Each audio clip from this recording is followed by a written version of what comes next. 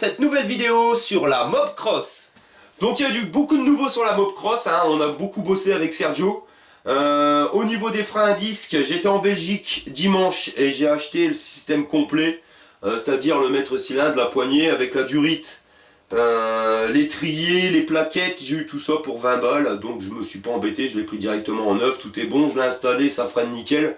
On va dire que ça sera un petit peu plus sécurisant de pouvoir rouler avec un frein à vent et surtout beaucoup plus confortable. Donc il y a eu beaucoup de changements sur la Mobcross. On a refait, donc Sergio a refait le Vario. En fin de compte, s'il montait pas, c'est parce qu'il était grippé, mais vraiment grippé de chez grippé. Donc WD-40, hein, méthode Sergio, lui met du WD-40 partout, même sur ses meubles pour les faire briller. J'ai même vu mettre du WD-40 sur ses godasses pour les faire briller aussi, lui, il est fort. Donc le Vario a été refait, à vide il fonctionne, ça souffle, tout nickel, on verra bien en charge si ça fonctionne encore.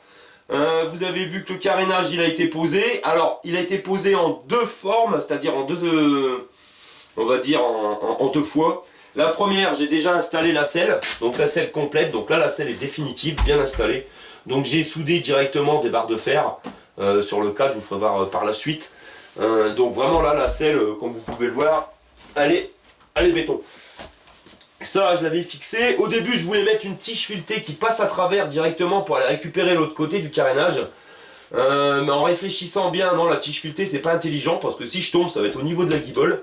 Et il y a une chance sur deux que je m'enfonce la tige filetée dans la jambe directement, donc ça craint. Là, j'ai mis tout simplement des autoforeuses, donc des vis assez longues. Donc ça tient bien, mais si jamais il y a un choc, ça se barre. Donc vraiment le but c'est que ça se barre, hein. C'est pas que ça me blesse, je préfère péter la bécane que me blesser. Cette partie là par contre, alors là je sais pas si ça va rester comme ça, esthétiquement parlant j'aime pas, j'aurais bien aimé que ça remonte. Le souci c'est que si je le refais remonter tout de suite, vous voyez normalement sa position elle est plus haute. Si je le fais remonter tout de suite, ça craint, ça va être trop haut, je vais taper dans la fourche. Donc je sais pas comment on va faire, je verrai par la suite, je vais réfléchir, voir si je vais pas refaire un système de selle par la suite avec une coque.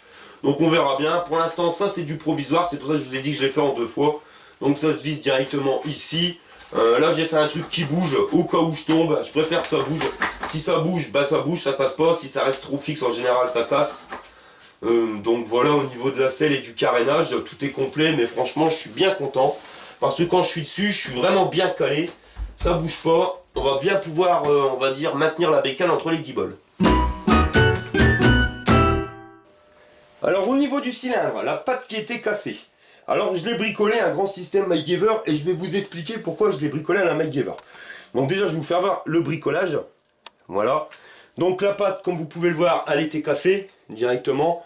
Enfin il n'y avait qu'un morceau de la patte, hein. Il y avait encore la moitié du trou de la vis qui était là. Donc qu'est-ce que j'ai fait? J'ai positionné une petite lamelle ici d'aluminium. Vous voyez, au-dessus de la patte cassée. Je suis venu la serrer directement avec mon boulon pour qu'elle se prenne bien dedans. Et avec du fil, donc c'est pas du fil de fer, c'est du fil de silicieux. C'est un fil qu'on serre en enseigne donc pour faire tenir les tubes de verre. Donc c'est un fil qui va résister à la haute température, qui résiste aussi aux vibrations, à la roue et ainsi de suite. Donc je l'ai mis pour que la vis ne s'écarte pas, ne sorte pas du trou, donc elle va être bien fixée comme ceci.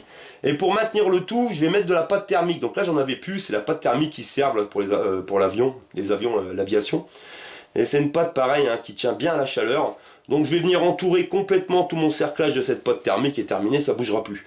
Donc attention, ce système je le fais uniquement sur du Mobcross. Pourquoi je le fais sur du Mobcross? Parce qu'on est bien d'accord que du Mobcross, normalement on arrive avec un plateau avec la bécane dessus, on repart avec la bécane sur le plateau.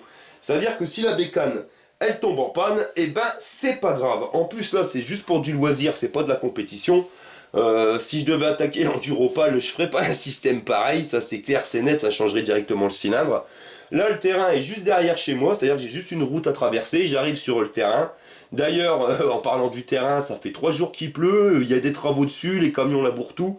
Ça va être un vrai champ de gadou, donc ça va être un pur plaisir pour samedi, où je vais pouvoir vous faire encore des vidéos embarquées. Et j'espère bien cadrer cette fois-ci. De toute façon, je vais vraiment y œuvrer pour bien les cadrer.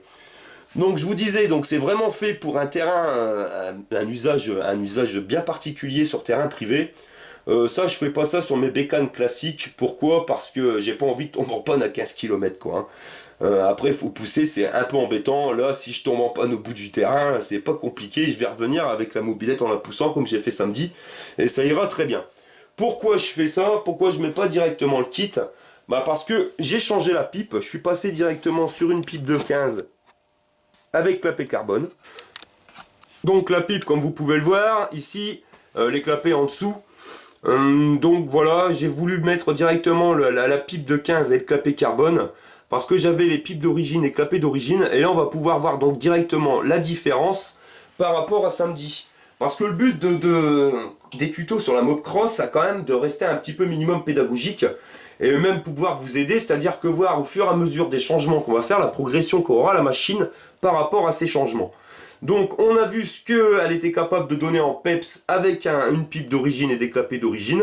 Maintenant samedi, on va pouvoir voir ce que ça donne avec une pipe de 15 qui ira avec les clapets carbone et le Carbut 15 qui va bien avec. Donc le Carbut 15 était déjà installé samedi et vous verrez qu'on va déjà gagner un petit peu plus de peps. Et n'oublie pas, 5% de réduction sur le site lamobilette.net avec le code promo le MOBEUR.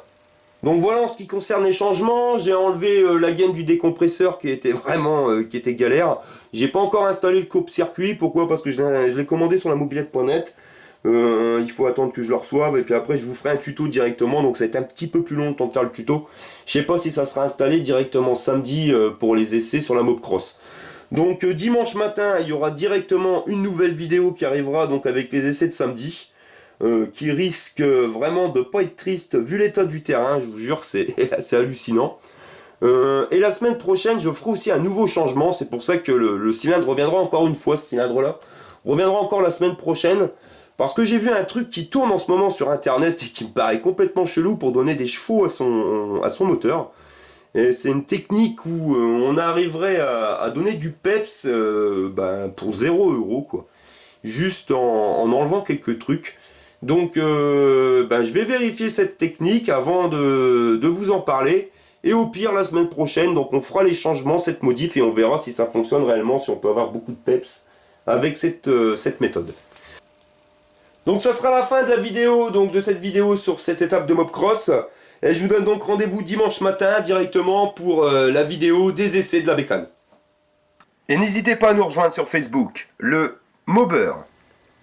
Allez, salut les mobbers, et n'oubliez pas, fire!